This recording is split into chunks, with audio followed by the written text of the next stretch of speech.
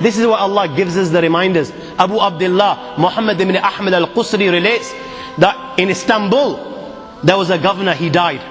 They dug a grave for him. When they were on the verge of lowering this body inside the grave, you know what they saw inside the grave? They saw a black snake waiting for him inside the grave. They were terrified. Naturally, they were terrified. They didn't want to bury this guy inside this grave, so they dug another grave. Now they've spent hours digging the second grave.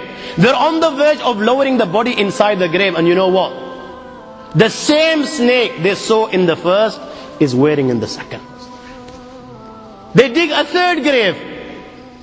A third grave. And they find, when they're on the verge of lowering this grave, all of a sudden, out of the blue, they find the same black snake inside the grave.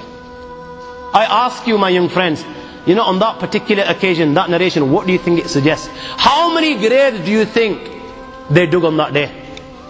4, 5, 6, 7, 8, 10, 15, 20, 25, 30 graves. The narration says that on that day they dug about 30 graves. Every time the grave was dug and they were on the verge of lowering this body inside the grave, they would find the same black snake waiting. Where are you going to hide?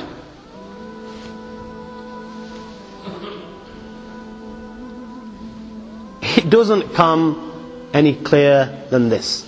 Where are you going to hide? Where? Allah. You know, even when you've gone 6 foot under, you can't get away. You've left the dunya and you've gone 6 foot under and you think you've got away with it.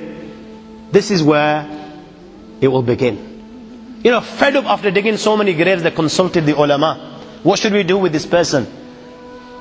May Allah protect us. They said, you know what? Just bury him inside the grave. Leave the rest to Allah subhanahu wa ta'ala. And they buried him.